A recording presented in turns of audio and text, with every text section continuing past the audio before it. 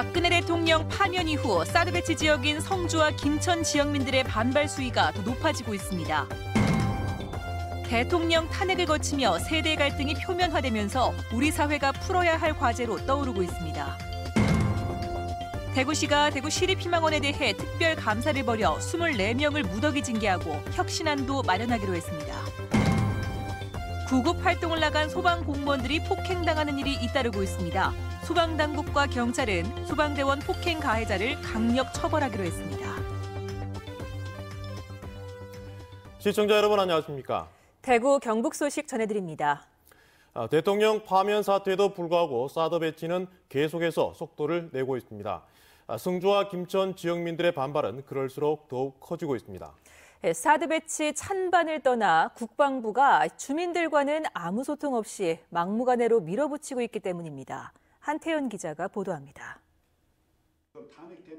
성주 골프장의 사드 배치를 받아들인 성주 지역 보수 성향의 지역민들이 대통령 탄핵 이후 기류가 바뀌고 있습니다. 국가 안위를 위해 대승적인 차원에서 사드 배치를 받아들였지만 성주 군민과의 소통 없이 국방부가 막무가내식으로 추진하고 있다고 보기 때문입니다. 일부 단체들은 무엇보다 군민 피해 해소를 위한 지원 대책에 대해서 정부가 한마디도 없었다면서 세력을 규합해 정부에 항의하는 목소리를 내겠다고 밝혔습니다. 일절 나타나지를 안 하니까 섭섭한 마음에서 분노로 자꾸 올라가니까 분열이 대비이고 그다음에 사드가 반대하는 게 더 세력이 극대화돼 간다 이렇게. 사드 배치를 원천적으로 반대하는 단체들은 사드 배치에 속도를 내는 것은 대선에서 누가 집권하든지 되돌리기 어렵게 만들겠다는 속셈이라면서 사드 알박기를 당장 중단하라고 밝혔습니다.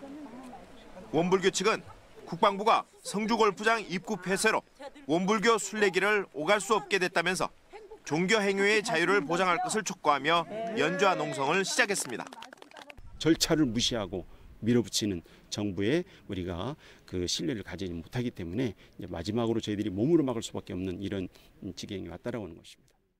오는 18일에는 이곳 성주 골프장에 있는 도로에서 지역 주민 5천여 명이 참여하는 가도 행진도 준비하는 등 대통령 파면 이후 지역 주민들의 반발 수위가 더 거세질 전망입니다.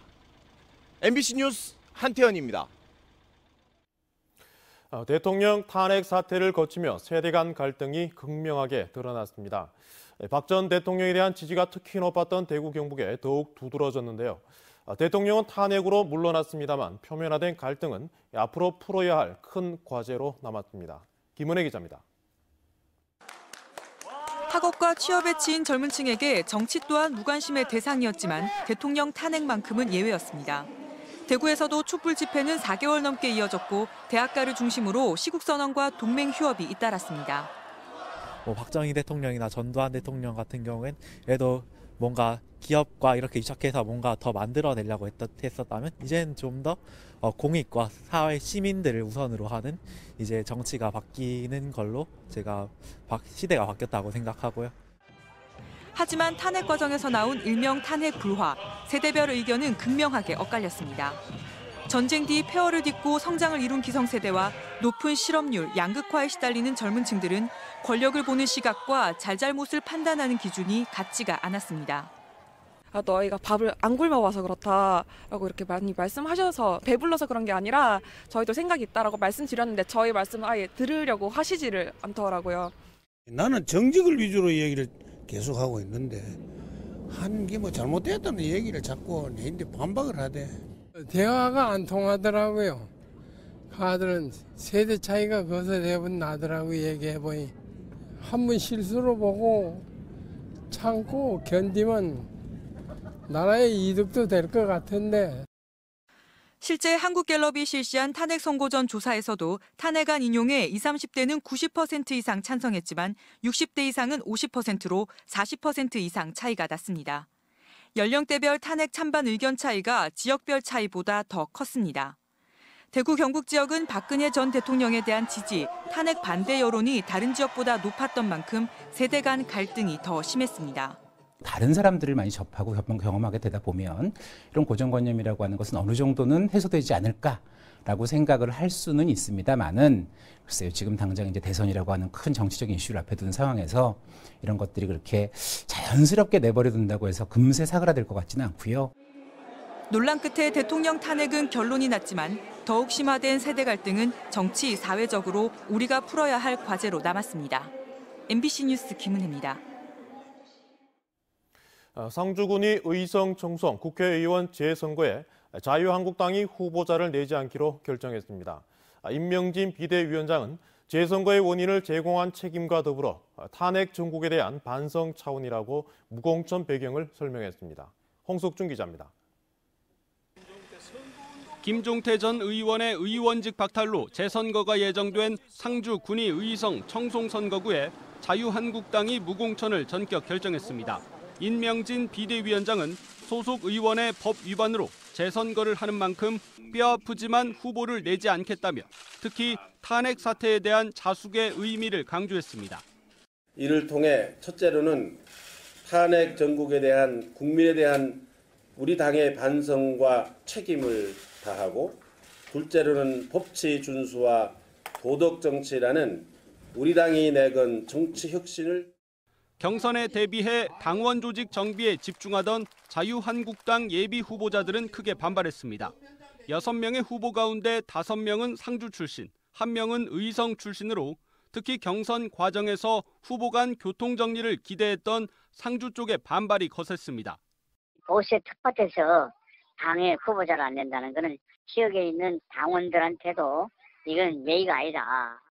자유한국당의 무공천 결정으로 상주에선 다음 주 본후보 등록 전까지 후보 간의 단일화 요구가 커질 것으로 보입니다.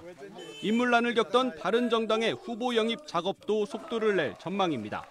특히 후보자가 난립하고 탄핵 책임론이 장기화될 경우 더불어민주당이 예기치 않은 반사 이익을 거둘 수 있다는 분석도 나옵니다.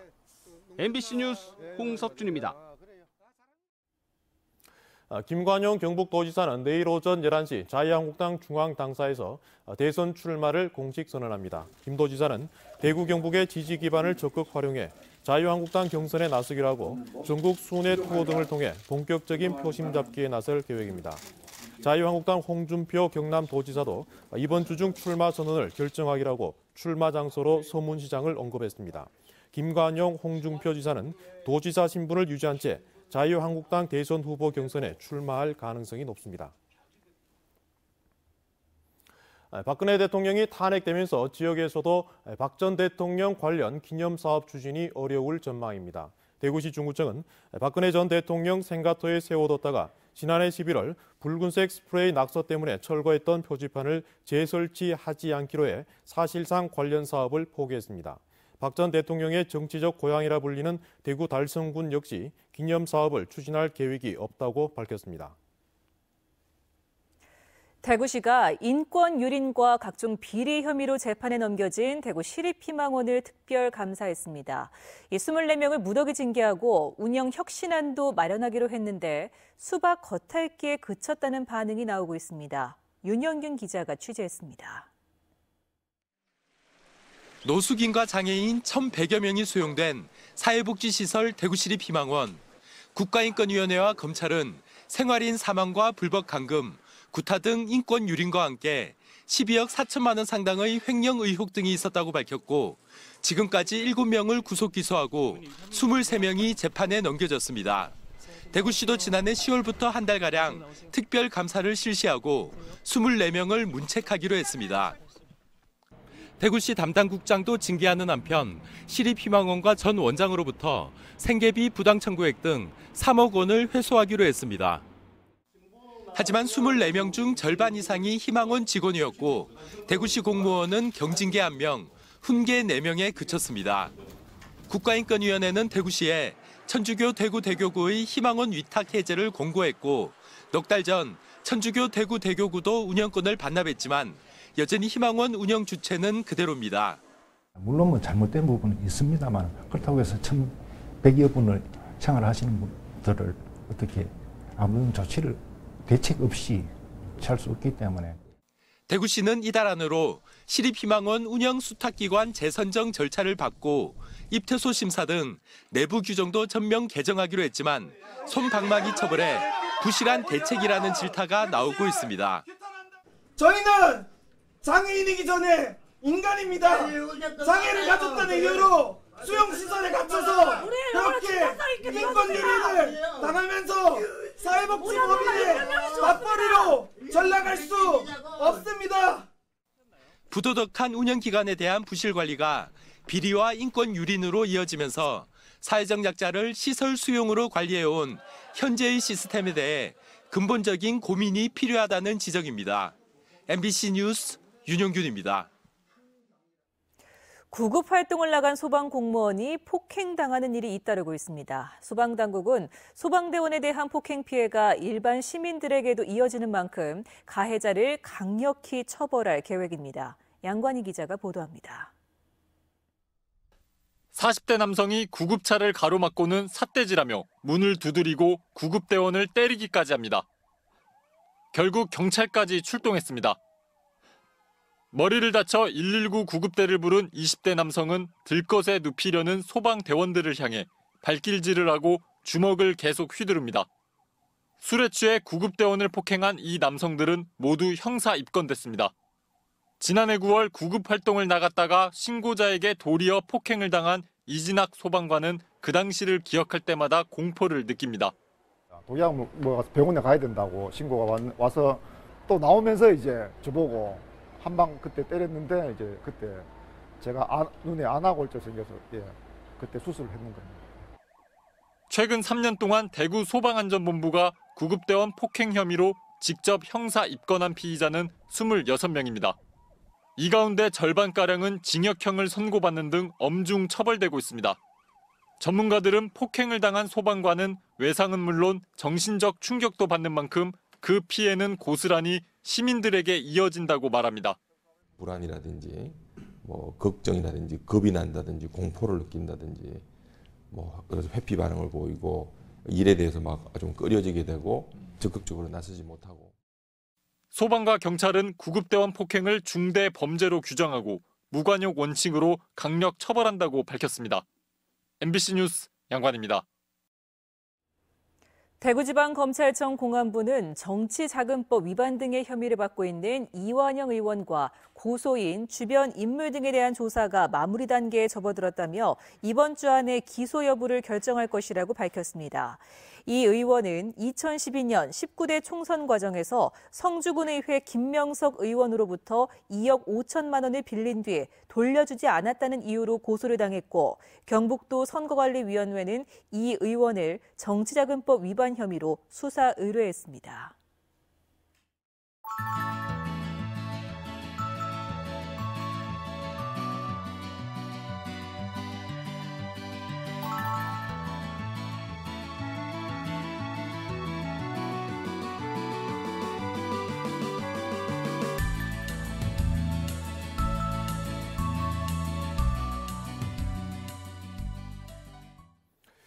전국적으로 잘 알려진 포항 지역 특산물 과메기가 위기를 맞고 있습니다. 2년 연속 매출이 크게 줄어들었는데 어민들은 원인 분석과 대책 마련에 고심하고 있습니다. 보도에 김철승 기자입니다. 보기 좋은 윤기와 쫀득쫀득한 맛으로 전국적으로 인기를 끈 겨울 별미 과메기. 지역 효자 식품인 과메기 시장에 경고등이 켜졌습니다. 2년 연속 매출이 크게 감소한 탓입니다. 지난 2014년 700억 원대를 정점으로 2년 연속 감소해 지난해는 500억 원대 이하로 떨어진 것으로 분석되고 있습니다. 잦은 비와 따뜻한 기온, 경기 침체에 김영란 법까지 외부 요인이 크지만 단순히 그것만이 아니라는 분석입니다. 위기에 처해 있다라고 생각을 합니다. 그 원인으로 보면 날씨와 경기만의 문제가 아니고 소비자의 입맛에 대한 저희들의 그 대처가 좀 미흡하지 않았나.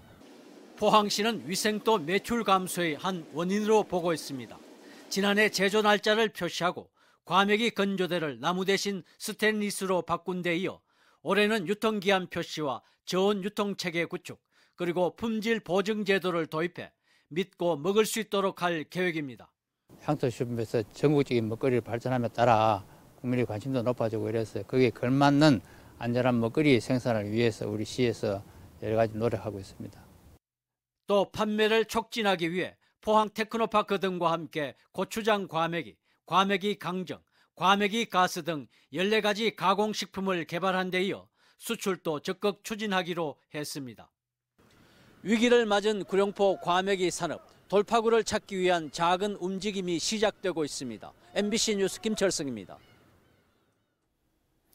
대구지방검찰청 특별수사부는 학교 생활기록부를 무단으로 수정한 혐의로 대구 모 고등학교 교사 34살 A씨를 불구속 기소했습니다. 동아리 담당 교사인 A씨는 지난해 2월 교육행정정보시스템 담당 교사의 공인인증서를 보관하게 된 것을 이용해 동아리 학생 15명의 진로활동 등의 내용을 무단으로 입력한 혐의를 받고 있습니다. 검찰은 A씨의 입력 내용이 허위가 아니고 금품 수수 없이 학생들의 진학에 도움을 주기 위해 한 것으로 보고 불구속 기소했다고 밝혔습니다. 삼성 라이온즈와 KT 위즈의 2017 KBO 시범 경기가 내일 오후 1시 대구 삼성 라이온즈 파크에서 열립니다. 괌과 오키나와에서 전지 훈련을 마친 삼성은 이번 시범 경기에서 내야 자원과 선발 후보군들에 대한 최종 점검에 초점을 맞출 계획입니다. 삼성은 KT와의 시범 경기 2연전에 이어 LG까지 연이어 4경기를 홈에서 펼칩니다. 중국 정부가 사드 배치와 관련해 한국 관광 금지 조치를 내린 가운데 대구시는 우즈베키스탄에 방문해 문화예술과 관광, 의료 분야 교류를 확대하기로 했습니다. 대구시는 조기 대선이 확정됨에 따라 동아시아 문화도시 대구 행사와 대구 컬러풀 축제를 각각 5월 중순과 하순으로 연기하는 방안을 검토하고 있습니다.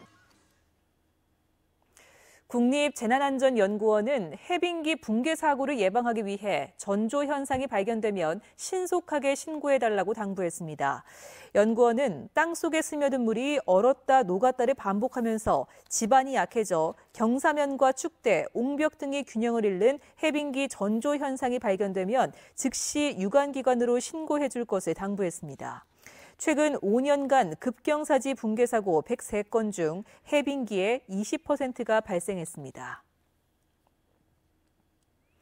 남부지방산림청은 다음 달 23일까지를 대형 산불 방지 특별 대책 기간으로 정하고 산불 취약지에 대한 기동 단속을 벌이는 한편 산림으로부터 100m 안에서의 소각 행위나 라이터 등 입산객의 화기 소유도 단속할 예정입니다. 남부산림청에 따르면 3월과 4월은 건조한 날씨와 강풍으로 연간 산불 발생 건수의 절반 이상을 차지하고 특히 최근엔 캠핑 인구가 늘면서 봄철 산불 위험이 더 높아지고 있습니다. 대구 영북 소식이었습니다.